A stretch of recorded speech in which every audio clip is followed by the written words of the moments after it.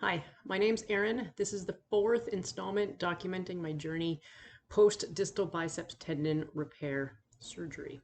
If you haven't watched the first three, I invite you to go back and watch those. I discuss the mechanism of injury, the day of the surgery itself, and how I was doing up until weeks 5. So right now, I'm about 3 days out past post-op week 7. So this Friday will be week 8. So I'm calling this 6 and 7. I'm going to go through a bunch of milestones that I've kind of hit. There's been a lot since getting out of the wrap and the sling, so that's great. It's a big mental win, at least.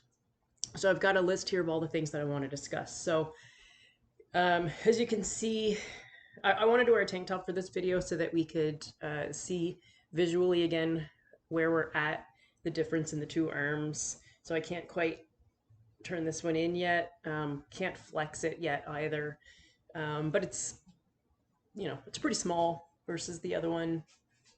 But I think that it'll be okay. Anyway, so in week 6, I was able to shower for the first time rather than taking a bath, which was nice. I'm driving again. I wasn't doing that yet in the last video, so that's been really convenient being able to do that again. This hand was super dry, like the skin and my arm was super dry, but the hand in particular. And so I took a bath in week 6 or something and soaked it. And the skin just like wiped off. It was really, really gross. But it was just like white skin, and I could just, it was like a top layer of skin, and I could just wipe it off. It was really, really gross. But fortunately, doing that and then moisturizing since, it's been good. So that was an interesting experience, to say the least. I got back to work and I was able to use the keyboard with both hands. In week 6, I still wasn't using the mouse with this hand just because of the angle. It was not comfortable at all. But week 7 last week, I was able to switch over and use the mouse with this hand. So that's been good because it was really, really difficult doing everything lefty. So week 7, I'm able to write again. I was writing lefty up until last week. I can write right-handed. It's just slow, but it's still faster than writing lefty.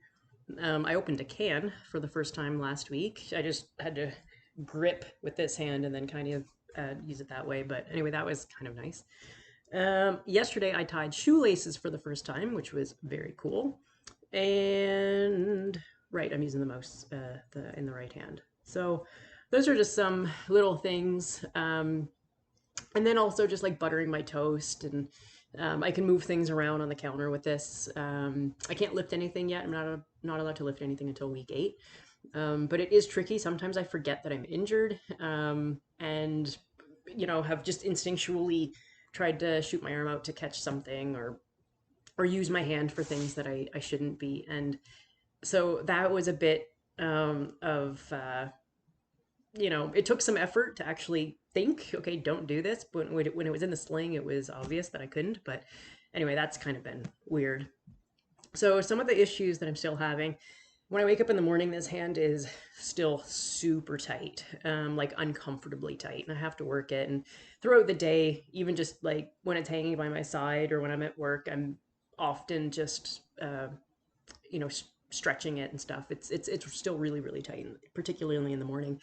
My temperature receptors aren't quite back to normal, so when I'm washing my hands, room temperature water or like slightly cold water feels extra cold, and then hot water feels extra hot. Um, this arm sometimes also will have just goosebumps on it, and this one won't. So there's still something a little funny with temperature receptors. Admittedly, that has reduced quite a bit just in the last 2 weeks, I'd say, but it's still not back to normal. A very weird thing that I've noticed, and I have no explanation for it. When I yawn, this bicep shakes. It's the strangest thing. It's not an experience that I'd ever had before.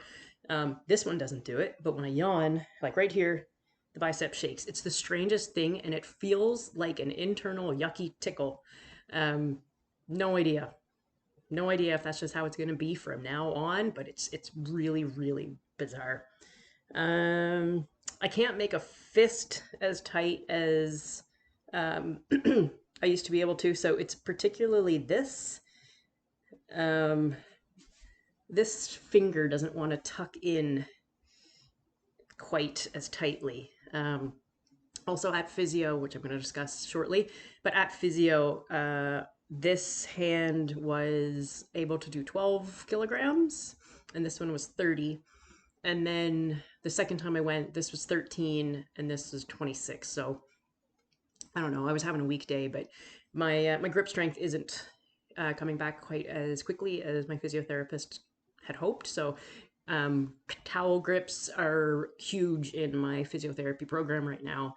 Um, and then just at work, I have stress balls everywhere. I've got someone, this level upstairs at work. They're all over the place. I'm constantly working stress balls. Um, I can't eat right-handed yet. It's still really like it's a stretch getting food up to my mouth with my right hand. So I've still been eating lefty. And then I'm still dealing with the numb issues that I described in the last video. So particularly right here, a little bit onto my arm. I guess that's probably what distally, I don't know. But yeah, it's still pretty numb in there. Not quite pins and needles, just it's bizarre. Like, yeah. Anyway, so that remains the only spot that is still numb, and it was the spot that was the numbest. Um, so that's kind of where we're at. So for physio, so my physiotherapist is using the Massachusetts General Protocol. It discusses milestones and range of motion and degrees and all that, where you should be at progressing through the weeks. So I'm still a little bit delayed. I didn't start physio until week 4. So this Friday we're going into week 8. But I was there last week for week 7, and I'm like off by just a couple degrees. I'm not quite where he'd like me to be, but significantly better than the last time he saw me and the time before that. So there is improvement, and I'm really happy with how things are progressing. But I'm going to show some range of motion stuff here.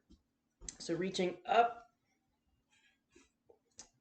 it's about where we're at overhead. I find what prevents me most from reaching up in this case is this incision. It kind of starts to pull a little bit, and I'll discuss scar tissue shortly after. So just hanging down by my side, that's pretty straight on. Can, rotate it a bit there. This is just hanging loose. If I try and push it, it's, yeah, not really going anywhere. I can rotate it a bit and then it looks like it's a little bit straighter, but that's mostly just my shoulder flaring out a little bit. But anyway, that's that. And then out to the side. Can't really supinate quite fully there yet. Try not to move my shoulders too much, but again, like my elbow's flaring out when I do this, so it's not really quite a full indication of my supination and my pronation. But so it's definitely come a long way, which I'm happy about, which is awesome. So I got my surgery report the other day, which was an interesting read. I couldn't really make out a whole lot of it. It's very, very medical, but I did discover that my surgeon used the Arthrex biceps button with tendon slide repair kit. So I did a whole bunch of Googling on that. Seems to be a decent biceps repair kit, I guess. But so that's what he used. And so scar massage. So I'm into scar massage now, and the purpose of that is to break up this scar tissue and prevent it from adhering to the healthy tissue around it. So working on that. I'm using bio oil, not sponsored, but this is really great and it has a really pleasant smell to it. But it's been really good. So I have to do scar massage here soon after shooting this video. I have to do it about 3 to 4 minutes, 3 times a day. So I'll just demonstrate here, just not on the scar. So circles all around the scar, and then moving across the scar in a perpendicular fashion and then down along the scar. So I have to do that for both. up here and down there. All of the stitches have come out, which is great. The last ones just came out before shooting this video, which is fantastic. So it's looking pretty good. Her face is totally off, and I'm just shooting this on a laptop camera, so you can't see. The surgeon said he tried to line it back up, and the hairs matched up, but then her face is like completely off, which is fine. But I didn't realize it was so bad. I thought it was a lot more lined up than it is. From my angle looking down, it didn't quite look as mangled as it actually is. And I've seen in a photo, and it's like, oh my god, but it's fine. Because yeah, it's like I said in the first video, it's just, you know, she got in a fight with a shark. But anyway, it's okay. So I've covered everything that I wanted to cover in this video, short and sweet. But I probably won't do another video for a bit. I see the surgeon on Wednesday in 2 days. That will be my 4 weeks